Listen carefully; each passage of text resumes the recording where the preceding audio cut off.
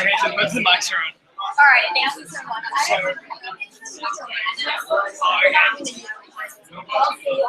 Well, you can actually, the mic comes out to about halfway. This one. So it's sort of like. Oh, there's a portable mic. Yeah, it sort of like comes out to about halfway. Yeah, both of them come to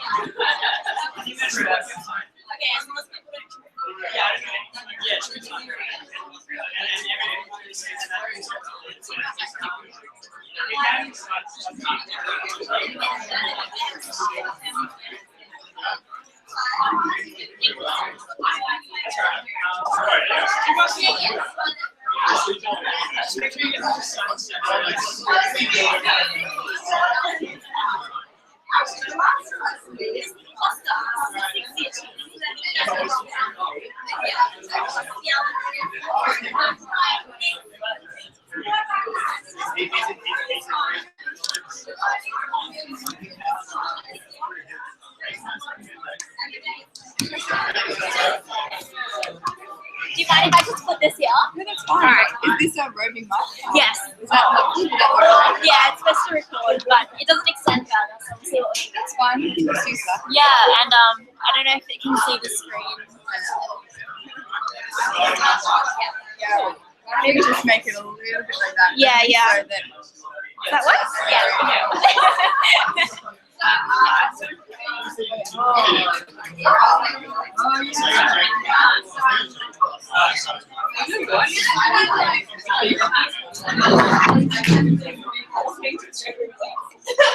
I'm sure you are. It's like, don't you nobody asked for it?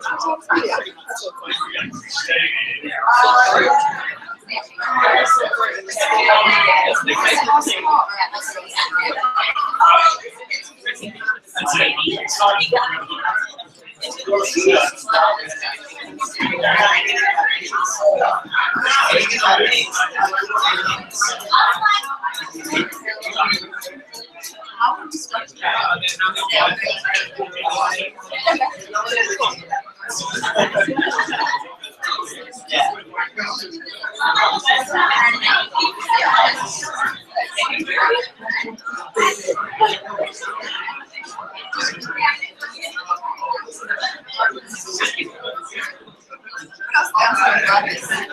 I got the package. I remember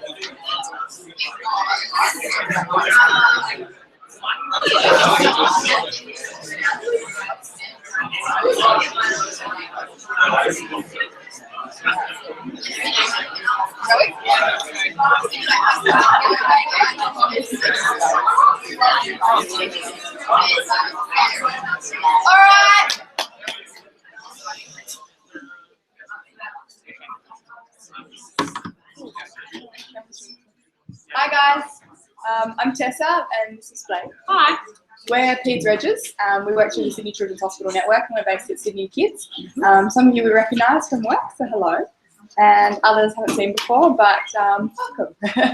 So we've basically been asked to do a bit of a Tute prior to your final year exams regarding, I think it was acute and chronic and developmental and anything basically that can walk through the door either in an inpatient, outpatient or emergency setting. Plus recognize a sick child and maybe anything else we thought would be useful.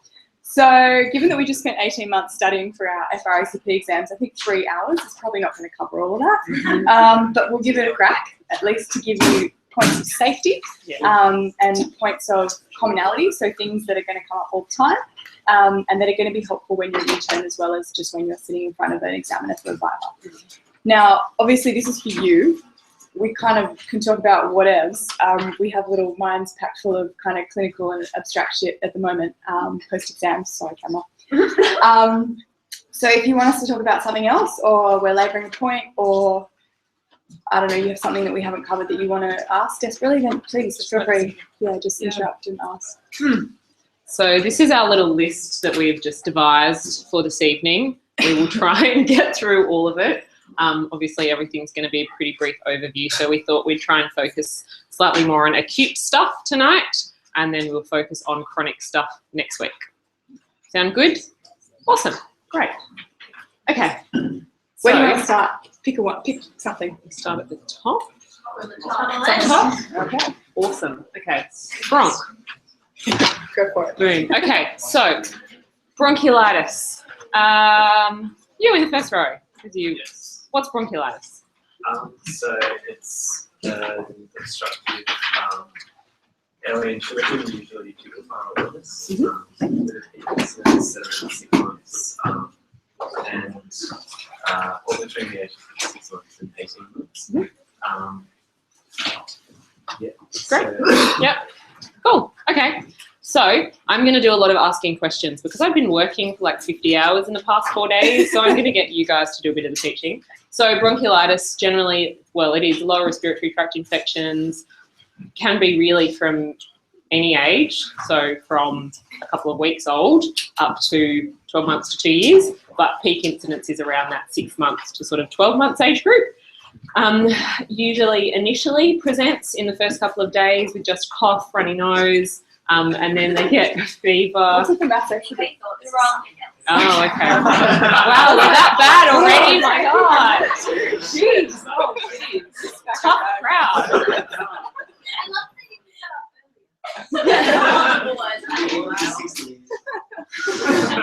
Anyway, so where were we? So yeah, generally starts cough, runny nose for the first couple of days, maybe fever as well.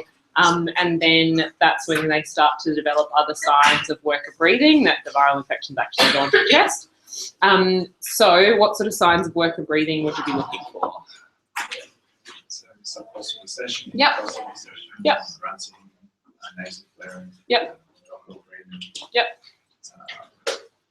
That's a pretty good list. Fantastic. Yep.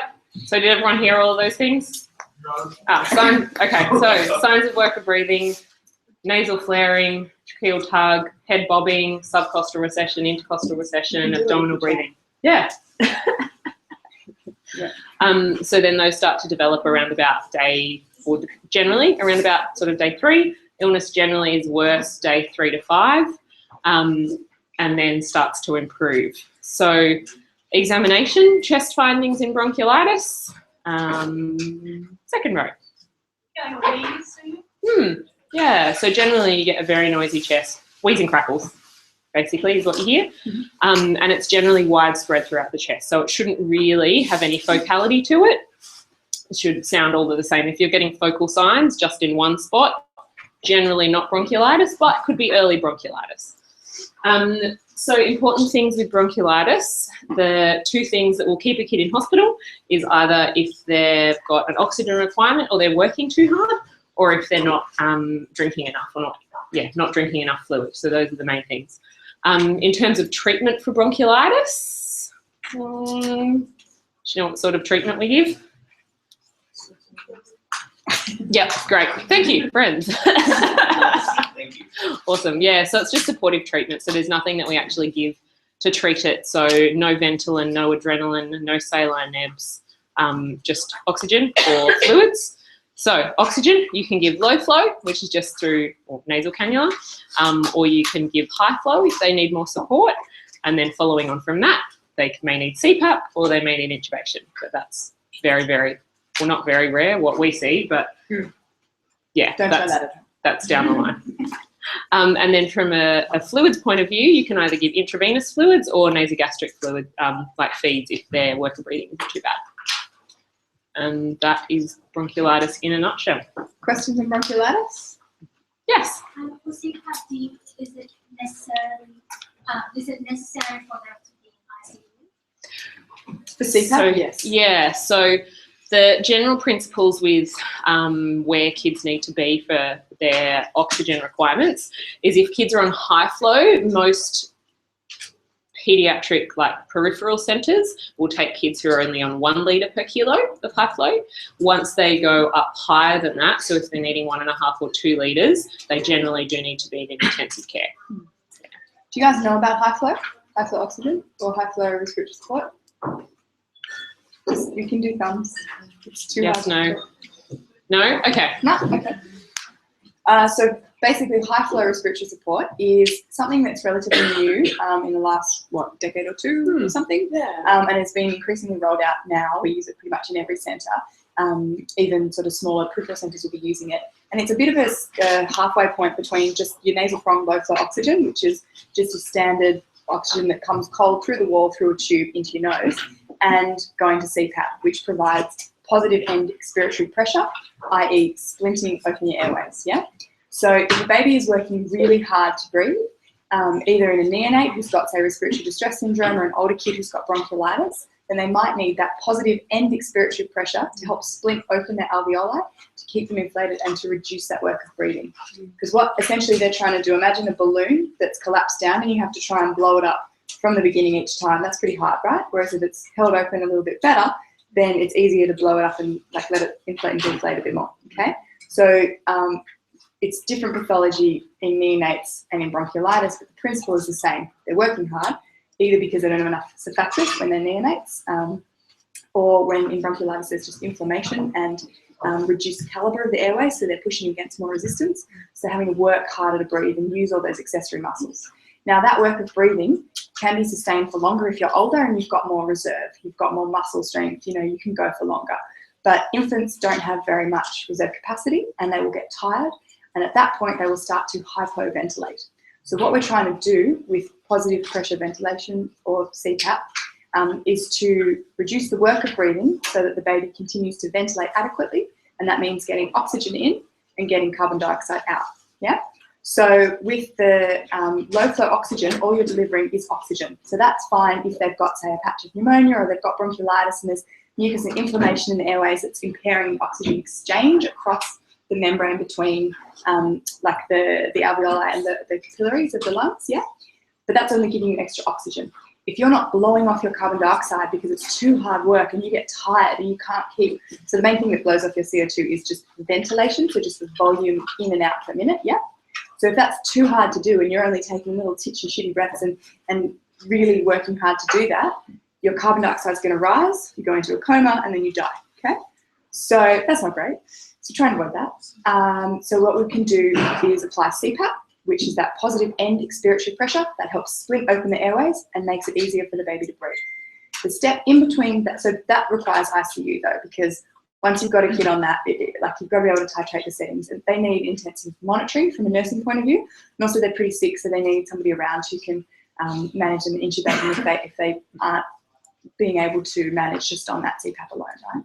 So the step in between is high flow, and the theory behind high flow respiratory support is that it's bigger nasal prongs. You have a humidified circuit, which in and of itself is helpful because when you've got a whole lot of snot and it's crusting, you and I know, you have a horrible cold, you can't breathe at night. Mm-hmm. So little babies can't breathe, and then they freak out, and then they're crying, and then mum's crying, and then I'm crying, everybody's crying. So we try and humidify things so they don't get crusty snot and we're not all crying. So the idea is that you put enough flow through that circuit that you're not just delivering oxygen, but you're going to theoretically, and there's not amazing evidence of some, but it's a bit controversial, that you would deliver some pressure. So you will deliver some positive end expiratory pressure. And the idea is that it shoots from the nose to the back of the mouth, and theoretically with a high flow circuit on about 2 litres per kilo, so we do it by weight in paediatrics. In 2 litres per kilo, you should be delivering a peak of maybe 4 or 5, okay? Now a peak of 4 or 5 is where we would start CPAP. So if you can achieve that with just high flow, which is much more comfortable and much easier to set up and has less side effects in terms of compromising ventilation, and also you don't have to be sedated to use it, whereas CPAP, big mask on your face, feels weird, feels like wind blowing in your face and you can't escape. So they don't tolerate that so well. High flow, better tolerated, okay? So what we will do with the high flow is you can use a certain fraction of oxygen to deliver your oxygen needs, and you use a certain amount of flow in order to improve ventilation. Yeah, so oxygenation, ventilation, 2 components that you're trying to improve.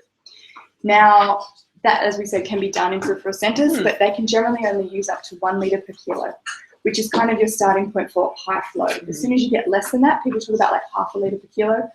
You're really just blowing a little bit of extra air up the nose. It's not really providing any pressure, okay? That is all. Cool. Good. Does that make sense? Okay. Awesome. Yeah. Which 2 litres per kilo are maximum oxygenation for It is generally. Yeah. Some places in the States use 3 litres per kilo. We never do. But there's research into like higher volumes, but that's a lot. Like if you think you've got, say, a 6-month-old baby and they're 7 kilos and you've got 14 litres of flow going through their nasal prongs, like that's going a lot. Yeah, it's a lot. So we've had like toddlers or preschoolers in ICU, and you put them on 2 litres per kilo, you've got like 30 litres going through nasal prongs. And you should all know that, you know, when you put low flow nasal cannulae on, you can only put up to like 4 litres through, yeah? And even that feels like a jet stream. So this is pretty full a lot. They're bigger, but still shoots your face off. The only other point that I want to add to that is humidified oxygen is really helpful in little kids. So even if they're not on a high flow circuit, even if they're on low flow and they're going to be on it for a long time, humidified is really good because if you think about it, it keeps your airways moist. And there's also this really cool, I sound super nerdy here, like electron microscope video of all the cilia in humidified oxygen versus non-humidified oxygen. And in the non-humidified, you see all this gunk just sitting there. And in the humidified circuit, all of the cilia are working and all the gunk's being cleared out. So yeah, I thought that's pretty cool. So I think Blake covered all the points about bronchiolitis. She mentioned the 2 things that will keep kids in hospital or not. And also, it's good to know what the pattern is. So she said, she said you get worse by about day 3, 4, and you should be improving by about day 10. So if you have those kind of parameters in mind, it helps with counselling the parents. A lot of parents. Oh, sorry. Yep. Is there any role for investigation of particular virus? Good question. Oh, yeah, that's a great question. So the opinion on that varies, and it really sort of depends who you ask. The benefits of doing viral, I guess an MPA is what it's called. So I don't know if you guys have seen when they just shoot saline up the back of the nose if there's not much gunk, or just suck some gunk out, or just do a swab of the nasopharynx. Benefits from that is if you've got heaps of kids, you can cohort them in the same kids with viruses. You can, I guess, for academic purposes, find out what types of viruses are around. The other benefit is if you've got a febrile kid and you don't know what's going on and you get an NPA and then it's like, oh, they've got a virus, great. The downsides of it are if you've got a positive NPA, that doesn't mean that you don't have something else going on. So if you've got respiratory symptoms and you've got a positive RSV virus on your NPA, that doesn't mean that you don't have a pneumonia as well. And then other downsides of it are it can take a while to come back. So you're seeing the kid today, the NPA is not going to be back till tomorrow. You need to make a decision about what you're going to do with them then and there anyway. That being said, we do them a lot. Yeah, we do. I don't know.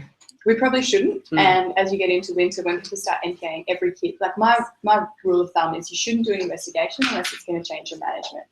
And so it is often very difficult to decide if it will change your management. If you've clinically got bronchiolitis and you're pretty sure it's bronch and like everything fits, it all makes sense. They've got a older sibling or something that's been snotty. Now they're snotty. They've got the cough. They've got the chest findings. You go, well, is this really going to change what we do? Like, probably not. And so we shouldn't be NPAing those kids. It costs $100 for every respiratory viral PCR we do. No. Oh my gosh. Yeah. Oh, we always do so much money. It costs $60 to do coax. I got a list of these. Don't automatically do coax. Expensive.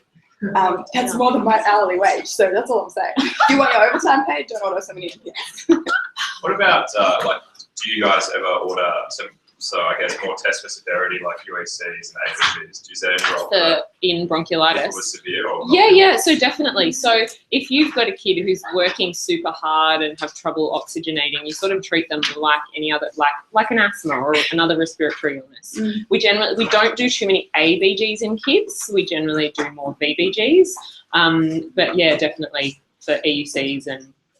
If they're dehydrating in particular, then you do EUCs. Again, is the investigation going to guide your management? So if you're going to put a drip in that kid and give them IV fluids, you probably want to know what their EUCs are, because if you're worried enough that you need to cannulate them, then you should be worried enough that they might be hyponatremic or hypernatremic, depending if they've been, say, guzzling water all day versus not drinking it all for 3 days. Yeah. Okay? And likewise with a VBG, if you've got a kid who's on high flow and they're chugging away and you think, oh crap, I'm worried this kid's going to get tired. If you do a VBG and their CO2's, really low, then you can see that they're ventilating really well. So you don't have to worry about them then and there.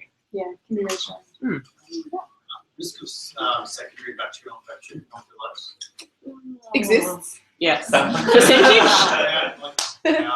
Yeah, so look, most of the time, kids compared to adults get one thing at a time and get sick quickly and get better quickly. Yeah. Fair? Yeah, I mean, definitely there is a risk of secondary bacterial infection, but it's not something that I think we would see sort of frequently. Yeah, they might, so in bronchiolitis, conversely, a kid might present having had a viral illness and now having developed a secondary bacterial pneumonia, particularly in an older kid. And certainly young kids can, still get a pneumonia. So I guess, okay, let's throw it back to you. What would you guys look for in terms of trying to figure out if it is a simple bronchiolitis or if it's more likely to be complicated by bacterial pneumonia? How would you differentiate? Very good. So that's a perfect, I think, comment for any common presentation that you're like, oh, it's just this. If it fits the pattern, it probably is just that because it is most common. But if there's any deviation from the pattern, that's always a worry sign to just think twice. Yeah.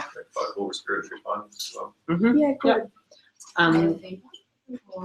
Yeah. Sometimes, yeah. Yeah, so that's a good point as well. Also, a lot of the time, kids with bronch won't have very high fevers. They'll sort of be you know, like low 38s, that's not saying if they have a high fever they can't have bronch, because that can still happen. Yeah. But if you say have a kid who's had bronchiolitis, they're on day 6 of their bronchiolitic illness, and then all of a sudden they develop a really high fever, that would be another sign that perhaps maybe there's something else going on. Does the day that you're at affect how likely you are to Sometimes. Yeah, so it depends. If you've got, say, a 4-week-old baby and they're day 3 of their illness and they're borderline of coming into hospital, so they're working a little bit, but they're feeding okay, you may admit them just because you know that it's probably going to get worse. So in kids who are quite young, you would have more penchant to admit them just to observe them.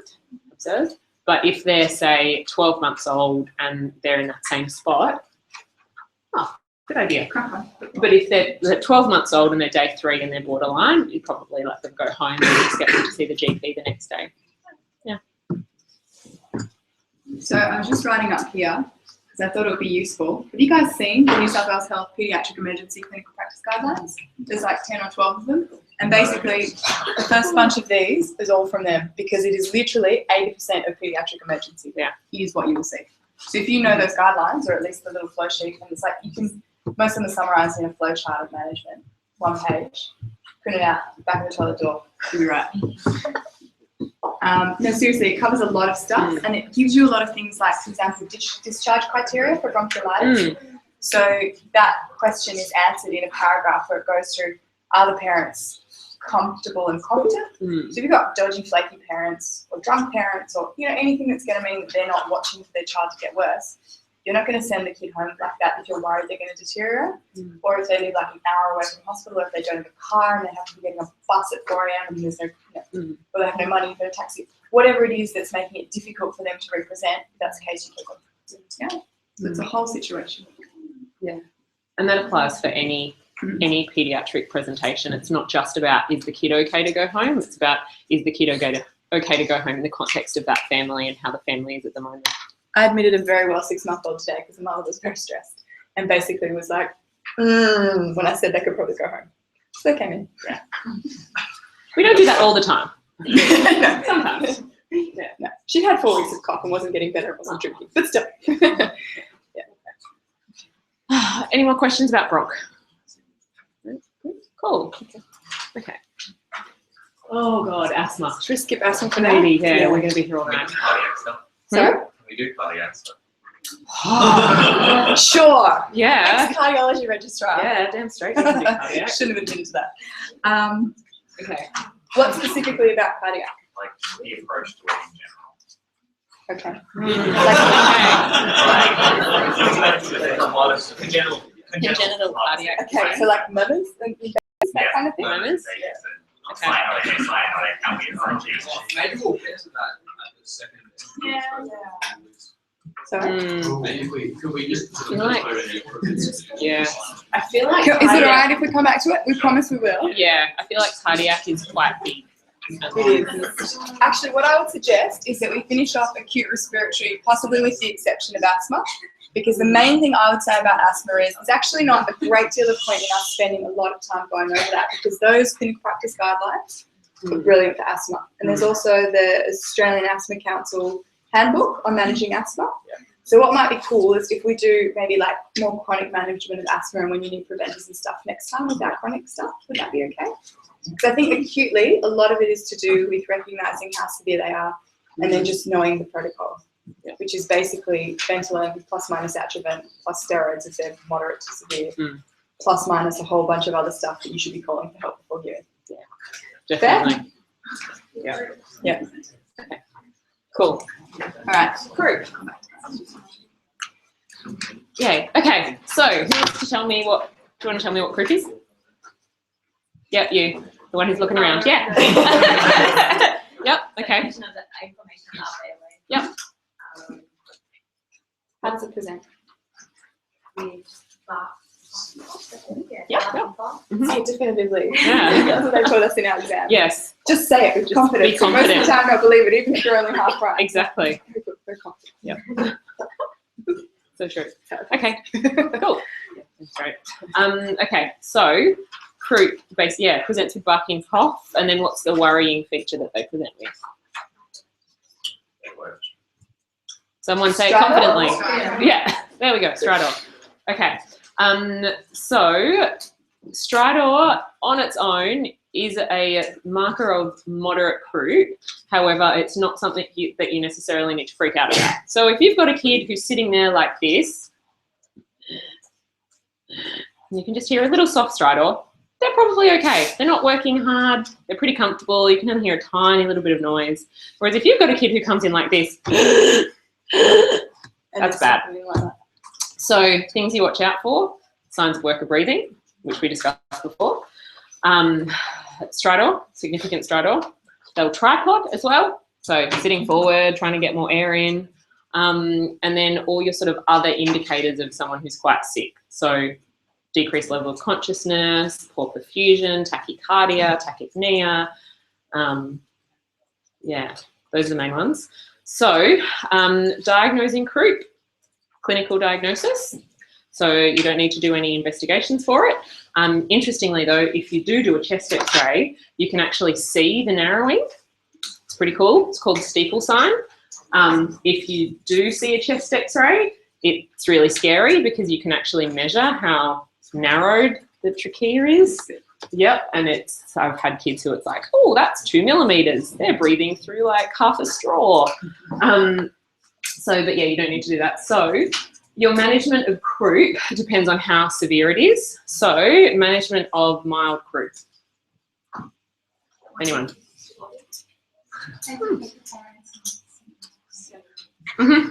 Great, sounds good.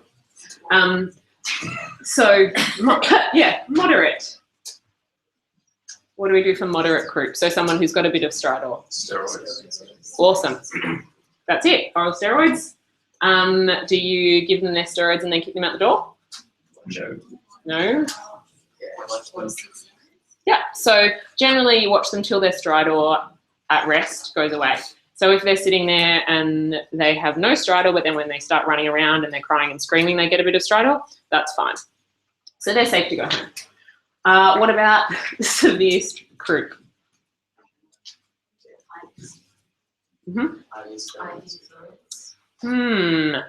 Adrenaline, yes. IV, generally, I would say no. Just paint a picture, man, Yeah. of like a 6-month-old child who comes, or 12-month-old? Yeah, just 12-month-old child who comes in and is like, and working hard to breathe and just looks like they're about to burst into tears at any moment. Any child that is mild can become moderate when they cry. Any child that's moderate can become severe when they cry. Anyone who is severe when they cry, there's nothing really beyond there. It's life-threatening. I'm pretty sure there's a 4th category. Yeah, life-threatening. Yeah. We'll go to one category before that. But yeah. So as Chris is saying, when Yes, my point is don't attack them with the needle. yeah, so in croup, the main thing is you want to keep them happy. That is your priority, is keeping the child happy. If that means sitting them on mum's lap and waiting for a little while before you actually manage to get the steroid into them, that's okay. But yeah, generally we don't do any drips and things for croup. Croup generally 90% of the time, 95% of the time is really mild and you won't need to do much for it. Steroids, maybe one lot of adrenaline. Sometimes you can get really, really bad croup, severe croup, where kids look like they're about to have a respiratory arrest on you, and that can be scary. You pump them full of adrenaline as much as you can and then you call for help. Ooh, adrenaline dose. Anybody? Calculated based on weight, probably. Yeah, good. I'm looking up now. Yep. Probably not a balance. Good answer. 5 mils. Yeah, generally that's kind of the maximum amount we give. Depending on their weight, give a lower dose. And I can't even remember off the top of my head. Is it point? I think it's 0.1 mils per kilo. Of Yeah. 1 in 1,000 up to 5 mils. Yeah. What would that be? 50 kilos. 50 kilos. Although you find that we give a lot more than that. We give Maybe it's 0.5. I think it's 0.5. Right. Read it. There you go. Guidelines. Good answer. What about what about the steroids? Yeah. What steroids do you give? Very good. And what dose of dexamethasone? Yeah, that's debatable as well, I guess. The guidelines say a specific We're dose. talking. Yeah, It's meant for Except any reasonable oral dose. steroids of the Oral. mid steroids. oral steroids. Oral. We don't jump for IV most of the time. How do you give your adrenaline?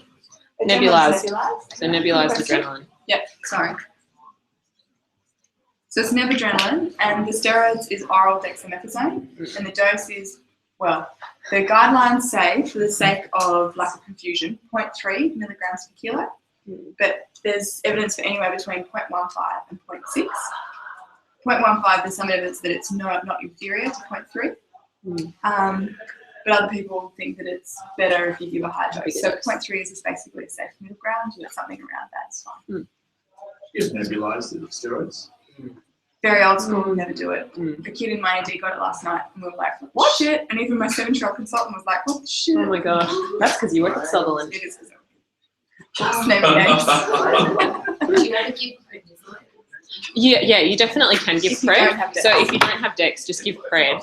There's evidence that says Dex works a little bit faster, and it will keep. There's evidence that says it will keep you. It reduces representations. Yeah. So that's why we use Dex. Yeah. So there is actually evidence, yeah, that Dex is Mm. better. Is there another question? Yeah. When you do nebulize the steroid, Mm. is there anything other than is there anything other than this? You don't give nebulized steroid. No.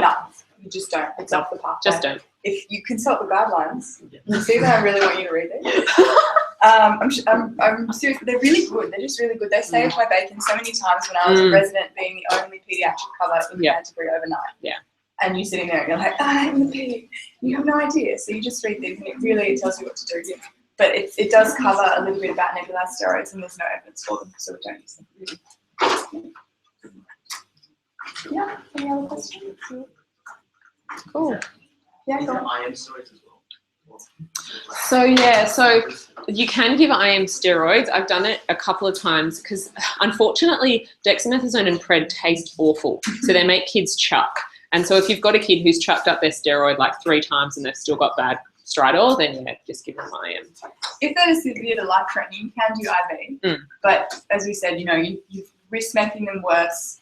You'd always do the nebadrenalin first because that gets you out of danger. That reduces acutely that swelling. The Dex isn't going to make an immediate difference. It acts in sort of the hours to 24-hour period.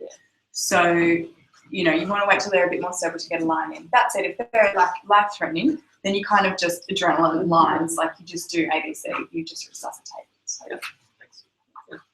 And the other thing, just with discharge criteria for croup, generally if you've had 1 lot of adrenaline, after 4 hours, if you're still okay, you can go home. If you've had 2 lots of adrenaline, you score an admission. yeah. And if you've had 3 lots of adrenaline, you should be at a tertiary paediatric centre. Just because they're just like, a little bit worse, there's something else going on. You might need some. How far away in time do you space the Yeah, so it depends. So it really depends on their symptoms. So if you've had a kid who's had stridor when they came in that's severe enough to need adrenaline, it's worked, and then an hour later they've got their symptoms back again, then you give the adrenaline. So there's no set time frame, it's just whenever they need it. Cool. All right. Going on to pneumonia in 3, 2, 1. No more questions? Okay. So pneumonia. No, you go. Okay. Oh, I can write. You If you talk. like. Yeah, I'm Only going to you. have some Coke. Yeah, sure. So pneumonia, I think it's important just to talk briefly about it. We won't labour it too much, but it's always an important differential in any respiratory illness. So the things that kids turn up to hospital with are not, my child has bronchiolitis. Sometimes the GPs diagnose that and they come in with that. And then it's not always bronchiolitis, so it's even harder. But what they turn up with is cough, fever, generally unwell, or reduced urine output, something like that. And you have to try and tease out, is this bronchiolitis, is this pneumonia, is this, I don't know, sepsis, or something else weird and wonderful, okay?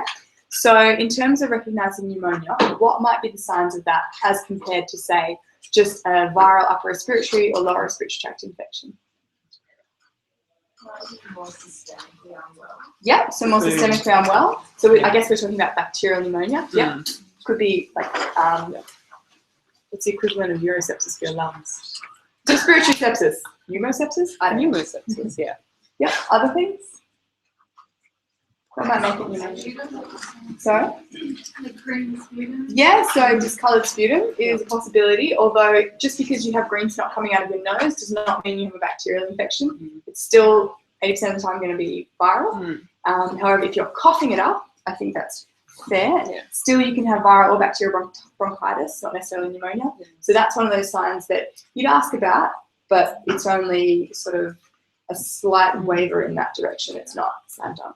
Yeah. And the tricky thing is a lot of kids won't actually cough up their sputum. They cough, cough, cough, swallow. They might vomit it up afterwards, actually, if they've accumulated a lot in their stomach, then they chuck it up. But that's it, like just a productive cough in and of itself makes it more likely to be lower than upper respiratory tract infection.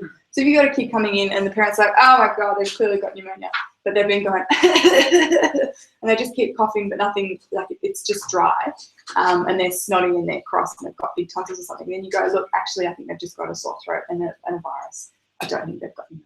Yeah. So the type of cough might be helpful. Yeah, what else?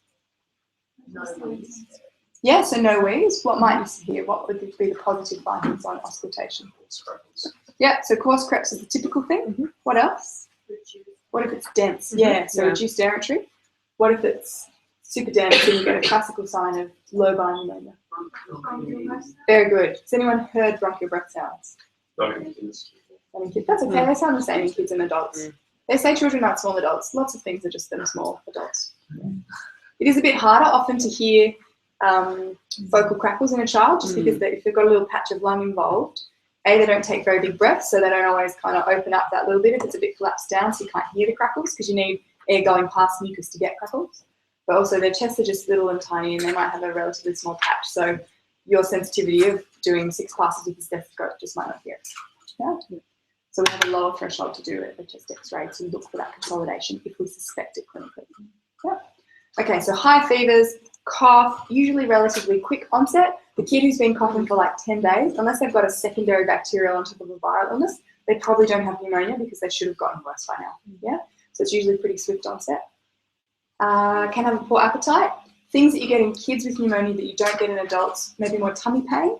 Kids will often complain of tummy pain, and that could either mean a left lower lobe pneumonia, making them a little bit nauseous and feel a bit gross, or it's just that they've been coughing so much, they've got sore tummy muscles, but they can't tell you that.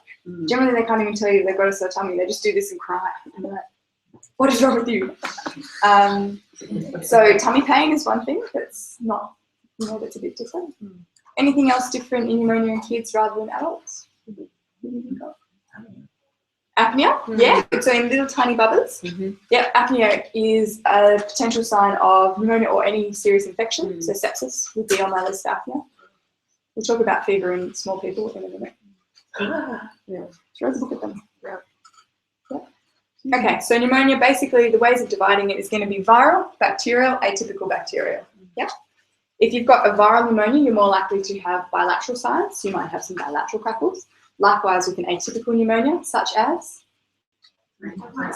Yeah, what about in young kids? What about in like babies and preschool? What's that? Group B strep would be a typical pneumonia, but typically in younger babies, so that's right for babies. What is an atypical pneumonia in the younger population? Chlamydia, good, yeah, okay.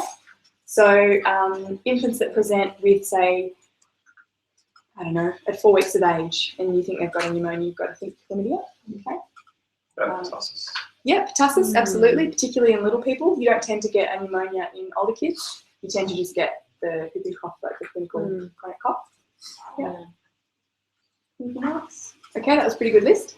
And so in terms of the typical bacterial pneumonia, most of that is going to be streptococcal. Now, in some kids, up to the age of about 8 to 10, you can get what's called a round pneumonia, and that is typically the strep pneumoniae, and it causes this round-looking pneumonia. It's not a hematocele, it's not like a staph thing, it's just it looks like a ball, and the reason is that between the alveoli, there's these little bridges whose names I can't remember, I forget, but look it up. Video standing up, so you just go look it up. Pores of Con. There we go. This is why she's the smart person in my study group. So the pores of Con, and they are like little holes between the air sacs, and so that allows the infection to kind of spread and become a lobar pneumonia in older people. But you haven't developed those up until the age of about 8 to 10. So that round pneumonia is a typical young kid pneumonia, and it's typically strep pneumoniae, which would be probably one of the most common pneumonia bugs. Okay. Now the incidence of that has reduced with what? Very good. So we have pneumococcal vaccination, but we've found that while we've decreased the frequency of the serotypes that are now covered in the vaccine, others have come up to replace them. So we've only kind of gotten halfway to actually reducing the burden of pneumococcal pneumonia. Okay, any other common bugs? We mentioned GBS in young kids, so atypical ones would be mycoplasma in older kids and chlamydia in younger kids. Any other bugs causing pneumonia typically? You can think of? Legionella would be very uncommon. It would be one of the atypical things that we think about if we can't pick a cause, but I've never seen one. Haemophilus, yeah, good. Haemophilus influenza. Herpes simplex, yeah, more of a pneumonitis, and again, more in babies. Yeah, and you generally have other stuff. You get very sick with herpes infections. You tend to have like stomatitis and meningitis. Yeah. What was the something else? Yeah, good. So listeria in babies is important. All right, let's talk about antibiotics. So in babies, let's say, less than 3 months, if you suspect, well, this kind of goes into a different talk about fever because you have to kind of cover everything because you don't know. But say you've got a pneumonia on chest X-ray or something, what do you cover them with? Yeah. Oh no. Cefataxime for pneumonia? Generally not. Yeah. Yeah. One more thing. So ampicillin is specific for listeria cover. So you need, yeah, that's right. You need ampicillin for listeria, don't you? But yeah, there you go. But benpen and gent will cover most things in babies, and that's right. Gents we would only use in little people. In older kids, you would generally start with benzopenicillin. And what might you add? Thinking about our atypical things that we've talked about. Pardon me?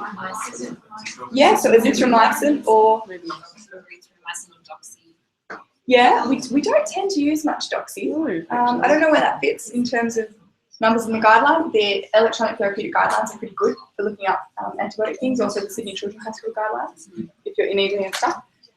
But generally it's benpen, and then you could think about atypical cover, particularly in school-aged children. So we'd add roxithromycin or azithromycin. We tend to use roxithromycin as first line, so rule-out, but it's oral and it tastes like puke, so we give them azithro if they're not tolerating it. And azithro is only a 3-day course, which is nice. That's pretty good. Is everyone kind of happy with pneumonia? Yeah. The other bug I was just going to mention though is staph. So often we get a question, particularly in like an MCQ or something, and they'll give you a chest X-ray and they ask you, I don't know, what's the most likely bug causing this? So if you see like a round pneumonia, pneumococcus. If you see any old lobar pneumonia, still probably pneumococcus. Haemophilus influenza would come up there too. But if you see like an abscess, like a pneumatocele, which is basically a hole with air fluid level, good. Then you think Staph aureus pneumonia. Okay. The other thing you want to look for is effusion. So if you have like a pleural effusion or empyema complicating a pneumonia, then that's more likely to be a staph or something weird. If you have that, therefore you need to include staph cover like sulfoxycillin or vancomycin. Okay. So MRSA is a problem in some populations. Is the choice sorry. Yeah. Is the choice of chest X-rays like based on good question. Yeah. If I suspected pneumonia, for example, if there were focal chest signs and a high fever and I thought that's what was going on, I would generally do a chest X-ray. Unlike bronchiolitis, where all you're going to see is like a bit of sort of streaky stuff, perihilar coughing, a bit of hypertension, whatever. It will actually probably change your management, because then if you do see one of the characteristic findings, then you'll alter your antibiotic treatment accordingly. Also, it gives you a baseline so that they deteriorate, then you do another chest X-ray, you can see what's going on. Also, there's more than one thing that can cause reduced air entry and fevers in a child. Apart from pneumonia, what might we think of? severe asthma? Yeah, so severe asthma. Yep. You'd expect A, history of asthma, B, a bit of wheeze, and probably bilateral signs. You wouldn't necessarily just have focal signs, but you would think about it. Yeah. What else? Yeah, foreign body's a really good one, okay? And that would be the case. You could still have a pneumonia secondary to that, but it might not get better quickly, so it doesn't follow that usual trajectory. So we question the diagnosis. Or it's a recurrent pneumonia in the same place. And so then we question, is there something structural there? Have they got an abnormal anatomy of their bronchial tree? Have they got a foreign body? Have they got a mass? Less likely a mass in a kid, but possible, something like lymphoma of the hilar lymph nodes, something like that. Something weird. Yeah. Okay. Other questions on pneumonia? Nope. Can I ask one question in the room? Because it's my pet hate.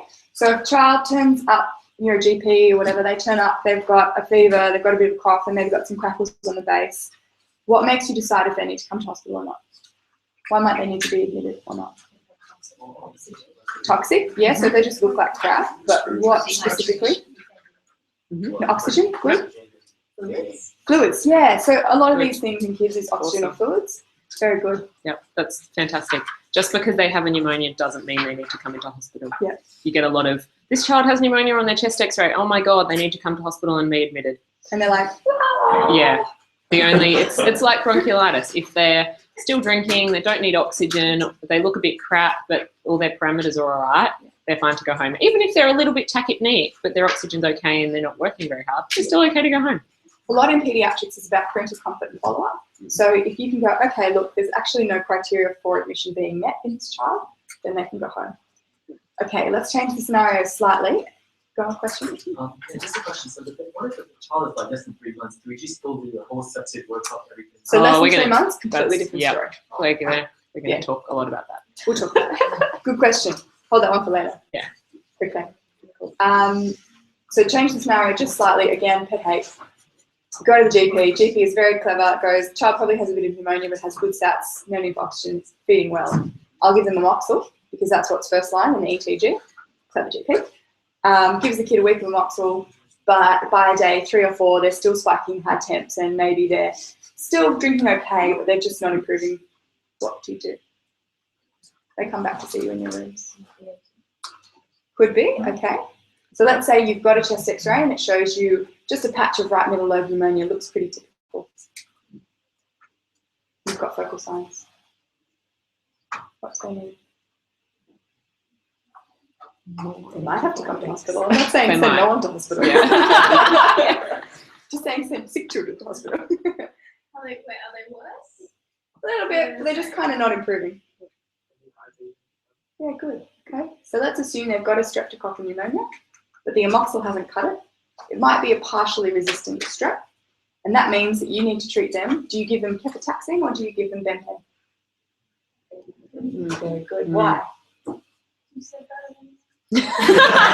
You're listening. Fantastic. Very good. But I've already treated them with amoxil. Is that not similar in terms of the grade of penicillin that you're giving them? True. Is IV stronger? So not really, but actually in this case it kind of is in a way. So that's a dodgy example. But yeah, so basically if they've been pre-treated with antibiotics but are not improving on orals, then in simple community-acquired pneumonia we would admit them to hospital and we'd start with IV benpen. What irritates me is when we start with cefataxime because that's not actually indicated. What is most likely going on is they've got a partially resistant streptococcus and that just needs a high, like it has a higher MIC, so a minimum inhibitory concentration of antibiotic, penicillin, required to kill the bugs. So that means that even though you're giving the right antibiotic, it just can't quite attain the right concentrations. So it's not like you're giving a stronger antibiotic, it's more that you're just giving a stronger concentration because you can give more IV than you can orally, just from tolerance, and GI tolerance. So just talking about that inhibitory concentration and doses and things, it's really important to actually check what dose you're prescribing for a kid. If a GP has given them amoxil, you can't assume that they've actually given them the right dose of amoxil because annoyingly, sort of sometimes, there's actually in the therapeutic guidelines and in the AMH handbook, there's a range of doses. So my rule of thumb is I always give people the bigger end of the dose because that way you know that it's actually working. If you give them half a dose of amoxil, who knows in 3 days' time when they come back with their fever where you actually are, if you're treating the wrong thing or you're treating the right thing, but you just haven't given them enough antibiotic. Okay, so a few practical points for consideration in terms of stratifying severity. Happy? Sorry, so the article was given some low dose or like Yeah. you consider increasing dose or you Probably depends how long it's been going on for. that would be a bit individual. You wouldn't consider it if it was a really crappy dose, like if it was like a quarter of what they're meant to have because it was just a calculation error or bad handwriting in the pharmacy didn't check or something, something wrong. But if they were sick and it's dragging on, you kind of just want to get them better for the parents. You don't have a guarantee that your slightly high dose would work, so I'd probably get different. So that, you don't have to know that for your life. Yeah, just know that you start with them. I'm watching for your referrals. Okay, taking names. That's it. Okay, where are we going? Fever? Yeah, what do you guys want to talk about? We can talk for a long time, it would appear. I don't think we're going to get through all of these, so we might try and move faster. Yeah. Any preference? I think this is important. Yeah, because that might be a vital question as well. Child turns up miserable with fever, not feeding well. How do you assess and manage? Yep. Yeah. Do you want to take one? Yes, I will take less than 3 months. Awesome.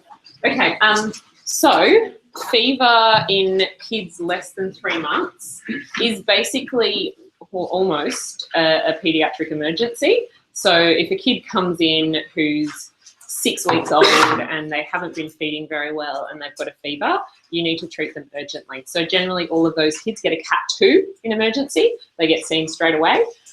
You do need to take a history, figure out firstly going back to the obstetric history if they've got any risk factors for severe sepsis. So mum had GBS, didn't get her antibiotics, bub was prem, was in the NICU for however long, those sorts of things. And then quick history about feeding, symptoms, when the fever started, urine output, all those things to generally assess the child. And the other thing that's sort of important can help you later down the track with your management is figuring out if there's anyone else unwell in the family. So if mum, dad and the brother are all snotty with a cough, yes, it's possible that the little tiny baby has this illness too, but that's not something that you can hang your hat on. So if you see a kid who's a little bit snotty maybe has coughed a couple of times and has a fever, you can't just say, oh, they got the fever from their mum and dad, it's fine, we'll just let them sit there. So what do we do, what test do we do when Bubby, who is 6 weeks old, comes into ED? Yep. Full surface grade. What is that? So what's that? So, sputum, LP. How do you get a sputum out of the baby? Yeah. LP, swab, everything, urine culture. Yeah. So those are the main ones, the three big ones. Yeah, we don't tend to do chest x-rays actually too much. Unless you've got focal restriction. Yeah, unless you've got symptoms, just because even though we've been talking about doing a lot of chest x-rays, we do try to minimise our radiation in kids. So if you've got focal symptoms, then definitely do a chest x-ray, but otherwise not as a rule. So your three things that you need blood, CSF, urine. In a little baby who's febrile, so less than 3 months, you generally don't wait for urine, so we can talk a little bit about UTIs later on. So if a kid, say, who's 6 months old comes in and has a bit of a fever but looks fine, you sit there and wait to catch a urine. In little babies, generally you don't wait. You would either do a suprapubic or an in and out catheter to get the wee as soon as you can. Yeah. Just on the LP. Yeah. So you're saying that all febrile infants under 3 months should have a lumbar puncture. Yeah. Okay. Yeah. And older than Definitely. 3 months. Unless they based have on symptoms. obvious bronchiolitis. That's Yes. the one caveat. But even then, Even if they're then. really small, you sometimes do it Yeah, because kids that are really small don't often have really specific symptoms. So the reason we do all this ridiculousness, it feels like ridiculousness to the parents when their child comes in having sneezed with one off temperature of 38. But you just can't tell what's going to happen, and they can be back to anything dead in 4 hours. I had a baby the other day who came in who had been fine, feeding normally the day before, feeding fine that day. 6 o'clock in the evening, woke up, was a little bit just off, didn't want to feed normally. 6:45 had their first fever, that was 38. Then at 7:15 that evening, they came into ED, tachycardic up to 220. Their cap refill time was 4 seconds, tachypneic up to 80, SATs were 92, and we gave as much fluid as we could give. We gave antibiotics, and unfortunately we had to pull out treatment. I think it was 2 days later, the baby passed away. It's quick and it kills. Yeah, so most febrile babies that you see will be well, but there are those ones that are not well, and that's why we jump on them so quickly. If you've got a source, or you think you've got a source like urine, Yeah. for example, still LP? That's such a good question. So you still do need to do a lumbar puncture just because there is a percentage, I think it's about 5%, that will have a concurrent meningitis. If they're over 3 months, If what's it- your threshold to do? Yeah, so it depends. Much higher. Yeah, definitely. So rule of thumb is over 3 months doesn't really need a lumbar puncture, but that again goes with how sick they are. So if you think they're looking really unwell, then you would definitely consider doing a lumbar puncture. Particularly, again, over 3 months, they start having more focal signs. So if you've got things, we can talk about what we look out for when we talk about meningitis, but if you have concerns about meningitis, then you obviously proceed with the lumbar puncture. But I guess what we're more talking about now is fever with no focus, no clear focus. Yeah. But if you had a very unwell child who you had no focus in, and even without any signs of meningitis, you consider it because it's part of your full septic screen. Never say I will do a full septic screen, just this sort of Yes. Lumbar puncture. Oh no, that's okay. Oh, and then I guess the other caveat with every febrile baby who comes in needs a lumbar puncture. If like that baby who came in not long ago, we didn't end up doing the lumbar puncture because they were too unstable, like they were too sick. You couldn't possibly do a lumbar puncture in a kid who's got a cap refill of 4 seconds, tachycardic up to 200. So your priority then is actually just getting antibiotics and getting fluids and then getting the lumbar puncture when they're a bit more stable, because you will still have cells in your CSF, later on down the track to help you diagnose it.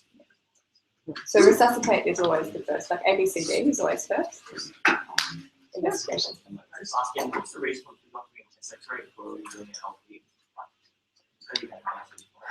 If they're totally sick, you do it. Yeah, this bit got a chest X-ray. Yeah. I guess.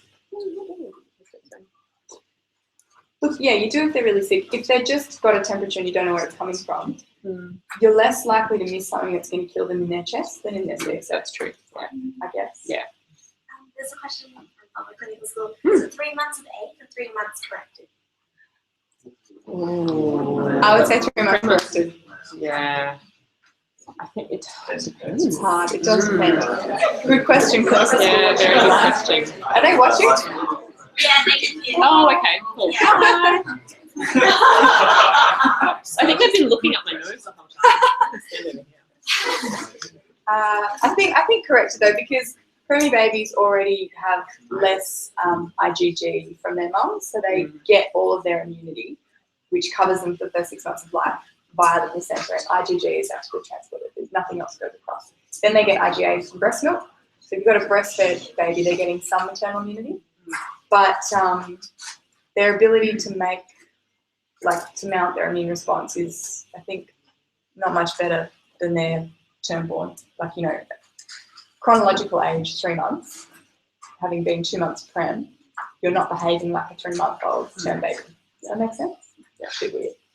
You're behaving like a 1-month-old term baby. For most things, we correct until 2 years of age. Yeah. So, they're like growth, capacity, development. Immunity. Yep. Can you say this just for this like 3 months pregnancy? Some of the risk is for GBS meningitis. Risk is for GBS. The meningitis associated GBS. Yeah. So preemies have a higher risk of getting that later, because I don't know, I sort of think 3 months is chronological because it's still not getting out of board. Yeah, so I guess the GBS, from the point of view of GBS meningitis and GBS sepsis, that would stand, but from the point of other infections, other causes of meningitis, then it would be other way around. So a lot of the GBS E. coli stuff, you can just be colonized with it, and then you have, say, most of meningitis comes from an urti, which breaks down the mucosal integrity, and then bugs get in that way. So it kind of, you can have that anytime. It's more about your then immune response to it. So when you're super sick, baby, what antibiotics are you going to take? Very good question. Any ideas? Can we just get the vaccine now? Yes. Yes, you can. Yes, you can. Yes, you can. What if else? you're worried about meningitis. Yeah. Depends if meningitis is excluded or not. Yeah, it does. That's it. That's how they are. So the benpen and gent, or AMP and gent, are the first line, don't know what's going on, like fever, no source, antibiotics for any baby. And then if you're worried about meningitis, you do get the taxine. You can't do ceftriaxone under 3 months. Various reasons, don't worry about it, just can't. Yeah, we generally don't use ceftriaxone much in kids. Use cefotaxime instead. That being said, it's a good get out of jail free if you can't get IV access and you want to give them an IM dose. Particularly, say, in a kid you worry has like, I don't know, meningococcal sepsis or something later on, and just like, we just take antibiotics. Well, then you do an IM. But, you know, if you just need antibiotic cover, then you can use that as a get out of jail free. Yeah. And then the other things you've got to think about are HSV. So if you've got a really sick baby, you might consider giving them acyclovir as well. So you'd ask about history of contact with cold sores, those sorts of things, which a lot of the time you won't get a positive history on that, but it's just something to think about. What's an uncomfortable habit, baby? Good question. Any thoughts? How do you recognise a pretty sick looking baby? Drowsy, irritable, good. Floppy, yeah. Not wiggling and doing the usual baby stuff. Yeah. Okay? Yeah. So babies should be hard to examine. They should be like squirming and looking and talking and going and like just doing stuff. If they're not doing stuff, that's a sick baby. A quiet baby is a sick baby. Yeah. That's generally a pretty good rule with kids. Kids like to be active generally. If they're just quiet and lying there, they're probably going to get sick. Yeah. And if they can't be settled, poor feeding, that kind of thing. So you think about the jobs of a neonate. It's like eat, sleep, poop, repeat. Man, that'd be so good. So if they're not feeding properly, that's all I want to do. Maybe the poop doesn't work, but if they're not feeding properly, not settling. Poop could go either way. Yeah. Too much, too little. That's their 3 jobs, right? Yeah. So if they're not doing those, then they're sick. Yeah. Cool. And vital signs, obviously. And as our colleague mentioned earlier, apnea is a good one in little bobbers. Okay. So in older than 3 months, and you're trying to exclude meningitis, like with your cutoff or going for an LP, like, would you only go with if like maybe you saw a rash or like they were lethargic or so it would be about there in that age group of sort of 3 months to even probably 2 years or older. They're not going to get those typical signs of meningism, so they don't get the typical photophobia, they don't get typical neck stiffness. What they get is they look sick, they're really grumpy, and they'll have all those signs of sepsis, really. So if looking out for those things would be the main thing that would make you do a lumbar puncture. Yeah. Irritability is a big one, and it's tricky because it's like, have I got a cranky kid? Put it this way, if they're suffering from acute Panadol deficiency and you fix them with a supplemental set kind of Panadol, then they're probably less sick than if that really makes no difference. So if you've got a kid that won't settle with cuddles, with breastfeeding, with simple analgesia, then you're more worried than like the really shitty screaming kid. You're just like, oh my God, I'm going to die if they don't, kind of thing. Because they're screaming at me and spitting at me. That's actually less worrying, particularly when they're then smiling and reaching for ice blocks after dinner. So simple interventions and then figuring out, okay, can we fix the simple things? Does that make a difference? The other thing is just in terms of diagnosis in general, I don't know, I was talking about it like a bit of a constellation. So every little bit of information gives you one part of the picture, one piece of the puzzle. And so you can't, in most cases, rely on a single test or a single sign to diagnose a condition. What you're doing is you're creating a mental differential and you are adding or subtracting weight to each of those differentials with each piece of information that you collect. So I had a bunch of kids in ED today that was trying to sort out, do you have, for example, pneumonia bronchiolitis, very common kind of quandary, or, you know, pneumonia just viral alerty that I can't do anything about. And there's kind of your criteria for admission, but then in terms of actual diagnosis and figuring out what's going on or figuring out how hard and fast you need to investigate that kid, it's all just adding little pieces of information together.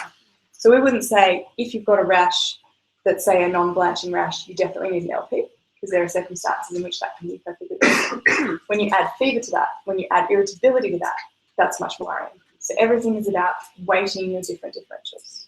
Yeah? Constellation. And another thing that I would add to that is if you find something that doesn't fit with what you think is going on, if you think, oh, this kid has pneumonia, and you're like, oh, why the hell do they have this symptom? That's really weird. You don't get that in pneumonia. Pay attention, because a lot of the time your gut feeling will be right. And what happens when bad things happen is when that just gets ignored by a series of people. Everyone goes, oh yeah, they've been diagnosed with pneumonia, but they have this. That's a bit weird.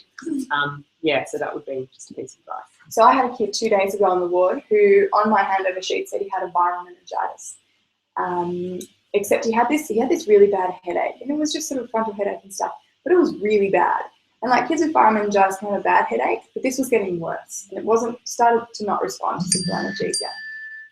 He had spikes in temps, but he also had this mad ear infection, and that was still there, but he wasn't really complaining of ear pain, it was all headache, okay? He also just started to become a bit bradycardic, and we're like, oh, this is a bit weird. He's now in ICU at Sydney Children's. But anyway, Oh my God. but it was just sort of like, look, we did a full neuro examination, everything's normal, he's still talking to us, but he was just a bit drowsy at times, and he was just really cranky, and increasingly so. So he was kind of like up and down, but he was just not getting better. And the viral meningitis, after the 4 days that he'd been in hospital and he'd been covered with antibiotics just in case it was a partially treated bacterial meningitis as well, having had a funny rash, a pergroup rash early on that went away. We were like, oh look, maybe it's just flu, and maybe, because you can get TK with flu, and that would explain a meningitis, that would explain otitis media, that would explain a rash. So that was kind of our working thought process, but it just didn't quite seem right. So no focal neurology, temperatures I think were settling, they were sorting out, but it just didn't seem right, and so we ended up getting ENT down and then actually doing a CT head, because we're like, this is messed up. Turns out he had mastoiditis and a big cerebral sinus thrombosis. I love the like, that's what we did too. So it was my boss driving home going, what is wrong with this kid? It just doesn't feel right. It doesn't fit the pattern, okay? And there was nothing to hang our hat on. Certainly when he started getting bradycardic, we were a little bit worried. We did check his blood pressure very quickly. What were we worried about? Yeah, good. So Cushing's reflex, and so you get hypertensive bradycardic. But his blood pressure was actually fine, and no focal neurology. We're like, oh, we don't really need coning. And by that point, we'd already decided to get a CT anyway. But that made us call and get it faster. Yeah. So big clot, big blood clot extending from like there, curling around and coming down into his jugular. It's pretty impressive. And then apparently, by the time he got to ED here, he had papilledema. So it was pretty lucky that that was all found and sorted, and he was transferred to Sydney Kids. But that all kind of came about and was picked up because it just didn't fit the pattern. Okay. Don't believe me, hand over sheets. Yeah. All the time. Question. Okay. How are you going? Do you need to like stretch? Stand up, move around. You all We're good. right? You good? Yeah, you guys are fine. Cool. Okay. Any more questions on meningitis? Or fever. Fever. Yeah. We sort of touched on it. Yeah. So Fever. benpengen and ceftaxime. So it would be ampicillin, gent, kefatax, plus or minus acyclovir In tiny people. in tiny kids. Meningitis, just if you think your kid's got meningitis, that's different antibiotic therapy. That's like keftax usually by itself. Yeah. Or plus minus acyclovir. Okay. Which one should we go to next? I feel like gastro. You guys, it's gastro. Yeah. Yeah. No. Yeah. Not happy with it? Skip it. Skip it? Skip. Yeah, fluids, right? Yeah. NG, IV, whatever. Yeah. The only thing I would say is not Oh. everything that vomits has gastro. Yes. Yes. What would be your main differentials? That's really the most important thing. Okay, so it could be some weird surgical pathology, so obstructive pathology. Pyloric stenosis is a good one. Huh? TK is a great one. Yeah. Yeah, what else? UTI, Yes. very good. Infections. That's the most important one because the kid that turns up with the temperature and the vomiting, and everyone goes, I got early gastro. Until I see diarrhea, they have a UTI until proven otherwise. In fact, even when they start having diarrhea, they have a They UTI still until have proven UTI. otherwise. Okay? Get a urine in everybody. It never hurts. You diagnose DKA, you diagnose UTI, you diagnose, I don't know. Yeah. So other things Weird that can things. give you, other things that will give you vomiting. So metabolic things. So like weird, crazy metabolic syndromes will give you vomiting, lethargy, babies just generally unwell. So you have to think about, in kids, you always have to think a little bit harder just about congenital things. Just have it in the back of your mind. It's not common, but can happen. And yeah, kidney stuff as well. At our level, we say weird congenital things. Or do we I would say metabolic. Metabolic. If you go, well, I don't think they have gastro. I don't think they've got a urinary tract infection. I don't think they've got pneumonia. Something else is going on. You've done a gas and they've got this massive acidosis and they've only had 3 vomits, then weary metabolic syndrome. So yeah, anything weird, particularly vomiting, inborn error of metabolism. That's the term we want. Yeah. Okay, where should we go next? Up to you guys. When do you admit those patients? The gastro ones, if they can't tolerate oral fluids. Yeah. Yeah. Or if their losses are greater than what they can tolerate. Yeah. So if they look really sick or septic. Yeah. So your general ABCD stuff, can't tolerate fluids. That's F. So ABCD, F. If any of those are bad. Yeah. Yeah. That's basically it. All right. Be careful about funny rashes. And again, not everything that vomits is gastro. Meningitis is the other thing to think about. Pneumonia we've talked about. Abdo pain, I think we'll come back to you. That's too hard. Yeah. Otitis media, when do you give antibiotics? Yeah. Good. Good. How old? Less than 6 months. Yeah. Hold on, as in give antibiotics if they're less than 6 months? Yeah, okay. If they're indigenous, yeah, good. Yep. Sometimes even under, my rule is generally under 1, sometimes even under 2. Pretty sure that's what the guideline, this one says. Check it out though. I could be wrong, maybe it's changes. No, I think like 12 months to maybe. Is it maybe? Yeah, because that's your Give 24 preschool. hours. Yeah. So basically, the rule is kind of, you don't always need to give antibiotics in ear infections. Most of the time it's viral, and the rest of the time, even if it is bacterial, the evidence is that antibiotics, there's a number needed to treat of about 20. So if you give antibiotics to 20 kids, only 1 is going to have a shortened duration of illness. It barely reduces the risk of complications. And so things like mastoiditis, like my kid had everything that he had cerebral venous sinus thrombosis, all originated from an otitis media. So that could make you freak out and go, oh, quick, I need to give antibiotics to everybody. But he had a lot of other stuff. So generally you give them a couple of days. If their pain and their fever is not improving with simple analgesia, then you consider antibiotics. And when you give them, just give something straightforward like a Moxil or Augmentin. Yeah. Okay. That's it. Great. Sore throat. Oh, do you want to talk about sore throat quickly? Yes. Okay. So sore throat. Just like otitis media, not everything that is a sore throat is a bacterial infection. Most of the time it's not. So the main thing that I like to remember about sore throat is that there's 4 things. 4 things. I can count 4. 4 things that would make you more likely to have a bacterial infection.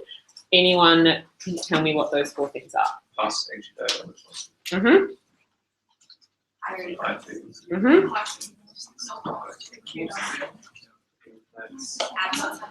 Yes. One more. That's it. Yeah. So if you've got 3 of those 4 things, then you're more likely to have a bacterial infection. Yeah. So it's exudate on your tonsils, like big gunky looking tonsils, absence of cough, high fever, and cervical lymphadenopathy. So if you've got 3 of those 4 things, then you're more likely to have a bacterial infection and you probably should treat with antibiotics. And the thing with the best negative predictive value for bacterial tonsillitis is the presence of cough. So if you've got a cough and a big red sore throat, even if there's a bit of pus, it's still probably viral. Yeah. If you think if this kid, whoever comes in and they've got 3 of the 4 features, what antibiotic would you treat them with? Done. Phenoxymethyl penicillin, penicillin B. I'm going to tick these so we remember. Awesome. So there's debate as to whether or not you do a throat swab and then treat, or just don't do a throat swab and treat them. You really could do either. If you really want to know that they have strep throat, then you could do a swab. If you're going to treat them anyway and it's not actually going to change your management, then yeah, what's the point? $100. Yeah. How about an older child differentiating between strep throat and EBV? EBV? Yeah, so that can be quite difficult. So a lot of kids with EBV will have really awful gunking looking tonsils and have cervical lymphadenopathy, and that can be really tricky. So in that case, sending a swab for EBV, PCR and strep is really useful. Do you treat? You can't start antibiotics in the meantime because of that reaction, right? Yeah, so if you give them a Moxil, then they have more chance, or any penicillin, but particularly a Moxil, they classically get a rash. So that's why most of the time you try and avoid antibiotics with sore throat. EBV, they might have like runny nose and cough kind of stuff.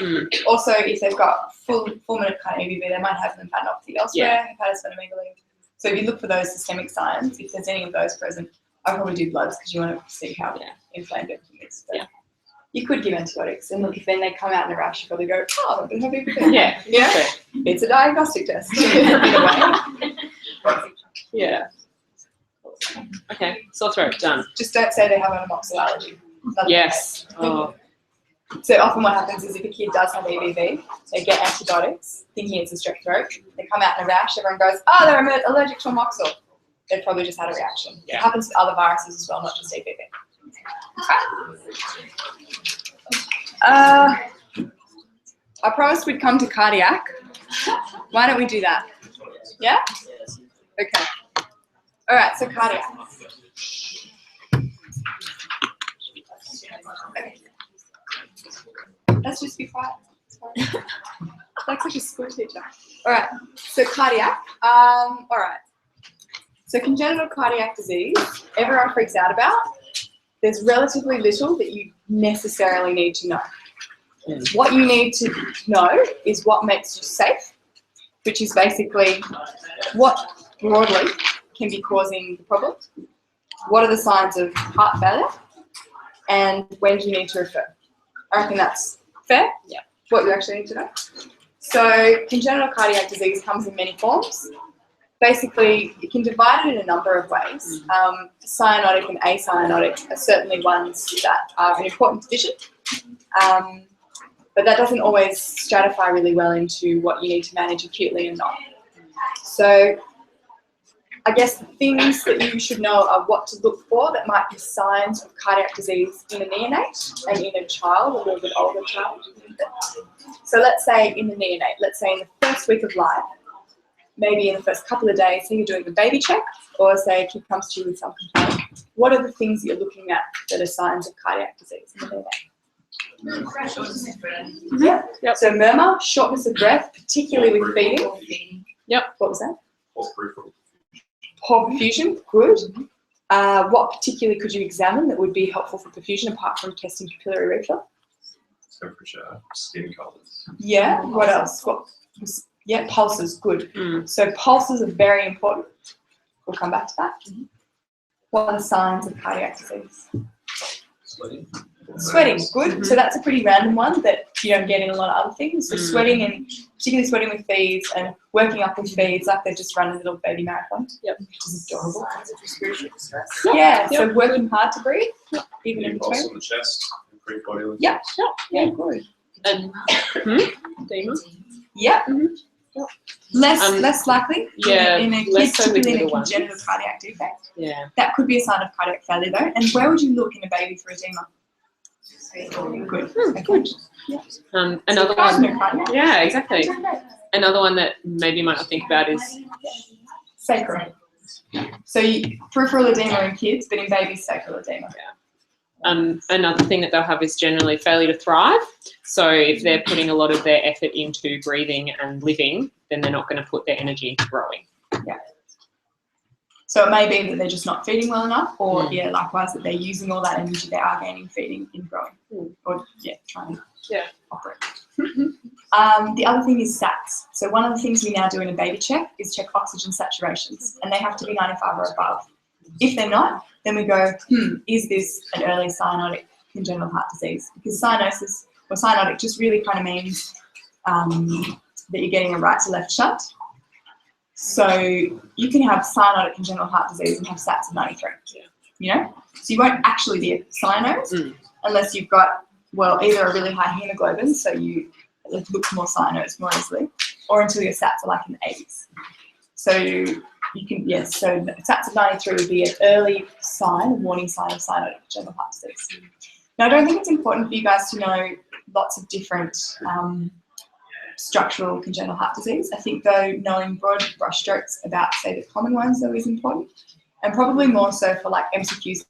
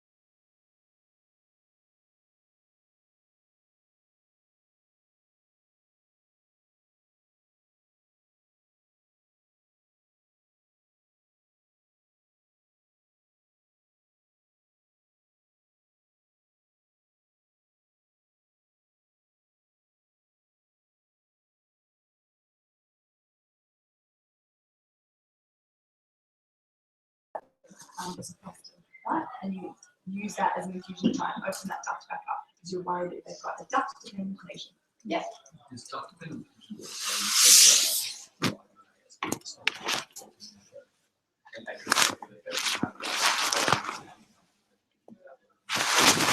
As in being part of life.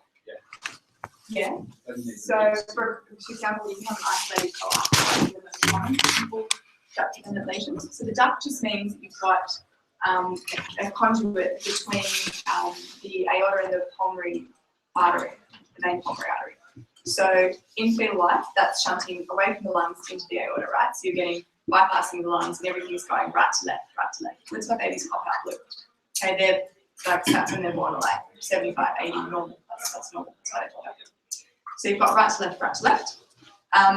As soon as they are born and the pulmonary vasculature opens up, so your lungs open up, the mechanics of that just reduces the vascular resistance of the pulmonary system. Oxygen that you breathe just by breathing air instead of by recycled maternal blood means that you get oxygen, which is a pulmonary vasodilator, which reduces the resistance. So you get the mechanical expansion of the lungs, you get oxygenation, pulmonary vascular resistance drops significantly, but you've still got fairly kind of equal left and right-sided pressures initially, right? So that duct between the right and the left goes from being purely right to left shunting. It's all just path of less resistance. So as soon as that pulmonary vasculature has less resistance, it's more likely that you're going to get a left to right shunt. Okay. Now, if you've got, I guess we have to do some drawing. I'm so bad at drawing. Worst cardiology registrar. Okay. Oh, let's do the box. I think I can cover the box. Here is your heart box. So, good start. All right. I don't even know where this goes. In my crazy box. Okay, so let's have this be the SBC. It's gonna work. I don't even know. No. Because that has to be my MPA, so I can make that up. Oh, this is shit. Alright, well look, just roll with it. Just roll with it. Okay, good.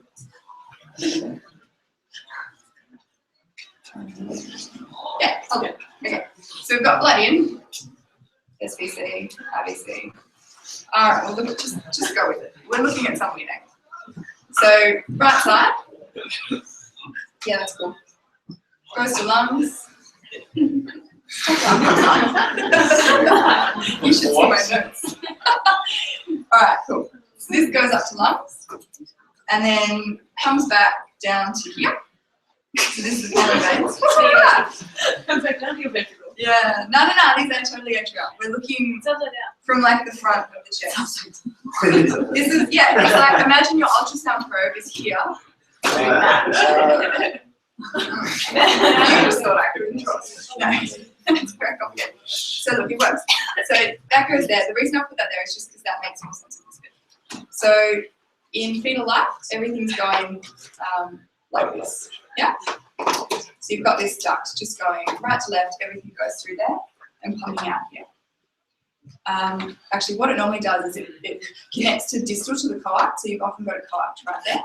So if you've got your duct actually connecting a little bit higher up, let's make it like that. And your coact is down here. There you go. So your duct is bypassing that coacted aorta, that constricted aorta. So as soon as this duct here starts to shrivel down and close, okay, then all of this blood that's coming back from the lungs is trying to get out of the left ventricle against this resistance here. And it can't do that, okay? So what ends up happening is that once this is closed, you've got no systemic supply. So you go white, your gut gets ischemic, your kidneys get ischemic, and everything starts dying from there down. That's not great. That's when we get the prostate, and we try and open this back up again so we can re-establish that right to left ductal flow. Yeah? Kind of makes sense? So a duct-dependent lesion presents when this pulmonary vascular resistance has lowered such that this shunt here is no longer happening from a pressure point of view. Yeah? So if the PDA stays open, once the pressures adjust, you'll actually get left to right shunt. So a PDA is kind of the opposite problem. So you're actually getting all this blood coming out of the left ventricle and the pressures that it's needing to get to the systemic circulation. But instead of going out there, it crosses back into the pulmonary circulation. And so you end up with this blood doing this loop where it goes out of the lungs, back into the lungs, back into the lungs. Does that present later than when the pulmonary resistance comes down like 6 weeks? Yeah, exactly right. So PDA, anything where you've got increased pulmonary blood flow presents that little bit later on. It's that left to right sided shunt, like a VSD or like a PDA would present a bit later down the track. Okay. Because you're right, if this has still got a bit of resistance, then this will be a bidirectional shunt and you're not going to get as much flow. The difficult thing though is that, like a lot of things in medicine, everything has severity. So if you've got a huge VSD, then it's going to present earlier than a tiny VSD. Or same thing with the PDA, a massive PDA. So I guess what's important and what stresses people out is when you have a murmur and a neonate, and a lot of what you've got to do is stratify and go, okay, what do I think this could be? Things that you can use is your SATS probe to try and figure out is this cyanotic or acyanotic. If it's cyanotic, they need to be looked at pretty quickly, because if they're cyanotic and duct dependent, like they'll get sick pretty quickly, so you need to get them checked out pretty early. So anyone that's cyanotic, that's pretty easy. Slam dunk, refer to cardio, transfer to tertiary center. The kids that are tricky are the ones that have got a little bit of a murmur that seem fine. They've got good pulses, so don't think POAC. They've got good SATs, so we don't think cyanotic heart disease. They've got good feeding, haven't got a big bulky liver, so we don't think like right heart failure and or left heart failure, chronic congestion, right heart failure, hepatic congestion. Yes. So we can't find any of these things. We go, oh well, it's a murmur. What is it? Is it a teensy-weensy little VSD, which will actually give you a really loud murmur because you've got this high pressure gradient going from left to right. And in fact, that will get louder as that pulmonary resistance falls, and therefore there's a greater gradient between the left and the right side. So there may be no murmur at birth, but then at 6-week check, you might have this really loud murmur at the lower left sternal edge. And you go, oh, actually, I think I've got a little VSD. Now, I would know about VSDs because they're the most common congenital cardiac defect, and they're the thing that can either be completely innocent or require repair and operation within the first 6 months of life. So that spectrum requires you know a little bit about them. So they can be any size from like a teensy-weensy little thing up to like most of your septum missing. There's different kinds, there's like 4 different kinds, but you don't need to know that detail. You just need to know that when you hear a murmur in a neonate, you're worried about something like a VSD, but at this stage they've got a normal cardiac exam. The safest thing you can do is empower the parents to know the signs to look out for. So that's why we started this conversation by talking about what are the things that make you worry that a baby's got cardiac failure. Do you do an echo before they go home? Not necessarily, no. You echo every baby who's got a little murmur. Echoing like Thousands 1 of in dollars. 6. Yeah. The cardiologists don't let that many people into their training program. There's no chance it's going to happen. That would be a good job. It's a pretty sweet job. And also the other thing we haven't talked about is just a flat murmur. Yeah. Kids have innocent blood murmurs. Or perhaps have a little PDA that's been shut. So a lot of stratifying whether you should worry about a murmur or not is heart failure, but also listening to lots of murmurs and knowing what sounds worrying and what doesn't. There's a particular quality to like a VSD type murmur, which you just learn after listening to lots and lots of them, and you go, oh, it's probably a little VSD. You can probably just watch. Because 90% of muscular VSDs with volumes over the first year of life. Don't quote that statistic. I think it's right, but check. But lots of close. So you don't have to do anything about them. And in fact, going and referring to cardiology and getting them an echo when in fact at 4 months of age it's probably gone and it's done nothing. It's just means you've done a lot of over-medicalising and a lot of excessive investigation when this kid never run into trouble. Yeah? So PEDS is a bit tricky like that. What things would you think about doing before you do send them home? Education. Yeah. Yeah. Yep. ECGs. If, oh no. I was going to say, if they're not feeding well, then deal with that. Yeah, for sure. If they're not feeding well and you think it's because of their murmur and you're worried for some other abnormality, you obviously have to refer them. But yeah, you have to think about that. Is it because of their murmur or is it just because they're like a little bit dopey and cram or something? Or just not feeding well because lots of babies don't feed well and it's the first time mom has been there. Everybody would have got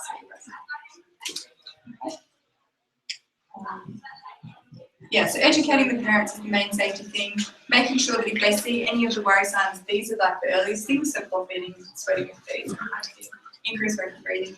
If they see any of those things, they just need to see their GP or go to ED. And often these things, it doesn't happen overnight, so they've got a few days to go, oh, something's just not quite right, and then you send them in. Doing cardiology, that was the thing that made me most comfortable with it, not because I found I learned that much more, but I realised how unwell and how obviously unwell you can get before the cardiologist will even that gnarly. So you can actually, like, you don't have to find the VSD right when it's causing no problem. You can wait until it is an issue. They're not going to close before they are. Any else burning questions about cardio? So making sure the parents are aware of things, safety things like just do an ECG. If you're worried that it all sounds weird or if they've got a just next week, do a chest X-ray, make sure they've got a really big heart. That can be another sign of early cardiac failure if they're not donated. You wouldn't X-ray every kid with a vertebra for aforementioned reasons, and then follow up. That's the main thing. Yeah. All right. How are we going? One last one. Sure. If that baby at 3 days they don't respond to you giving a prostate, is that baby dead? Good question. Depends. Yeah. Depends on a number of things. First of all, I'm assuming that frosting is the right thing to do. If they've got a coact, for example, they're a baby who at day 3 just started feeding poorly, had a couple of vomits, and then were like that, and had their first couple of pulses, as happened 2 weeks ago at Sutherland. Just sort of turned up, and then like a GP had called the general pediatrician, said, this baby's just not specifically not feeding so well. And the ped was like, okay, so fine. Just send them in, like, we'll just observe them overnight. We didn't have bed, so they sent them to ED. By the time the peds reg got down there about 4 hours later, and they'd actually turned up, she saw them. Baby looked like shit, was grey, was mottled, had no pulses, was just really lethargic and flat. And so they gave them fluid, they did all the ABCD stuff. So airway was fine, breathing was a bit crap, gave oxygen. Oxygen actually is bad in duct-dependent lesions because it makes it close, that's going to happen. And will also open up your pulmonary vasculature and flood you. So there is a thing called a hyperoxic test, which you can do to try and test if the kid has cyanotic heart disease, where you give them 100% oxygen. And if they're still not oxygenating at like 95 or really 100%, then they've got cyanotic congenital heart disease. You've got to know it. So that's one thing you can do. So gave oxygen, gave fluid boluses, and then started Prostin. The Prostin, if this hasn't been closed for a while, then the Prostin will help. Usually with something like a coact, unless there's like an ASD or a VSD, which they're getting a bit of shunt through and getting a bit of systemic output like that with other more complicated lesions. Sometimes if there's really complicated hearts, even if the duct closes, they've got a VSD so that when they've got, just trying to think how this would work. Roll it. It works. If you've got other shunts, that makes the story more complicated. And they will stay open without Prostin. Yeah. But that is an important thing to think about, and I think something that's reasonable to put in an emergency plan after the immediate ABCD resuscitation things go if you worry about a duct-dependent lesion. But yeah, without it, they're dead. Well, their gut dies really, and then they're dead. Cool. Cardio is hard. I still find it interesting. You really don't need to know that much. To challenge your fellow though, read about. That's all. Yeah. I think, yeah, so challenging fellow and DSCs. Yeah. They're the two that I have. All right, good stuff. I think we're done for tonight, guys. Yeah, we need dinner. So we're going to... Thank you, that was great. Yeah, thanks so much. You're welcome.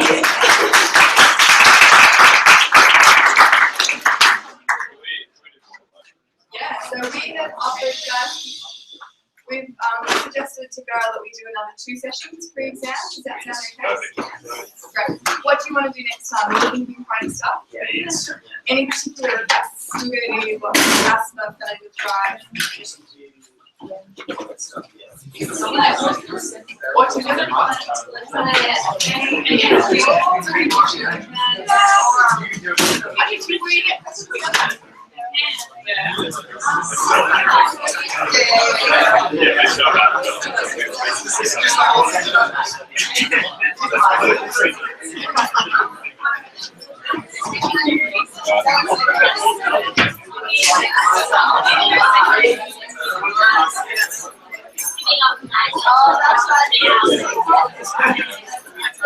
I'll catch you tomorrow.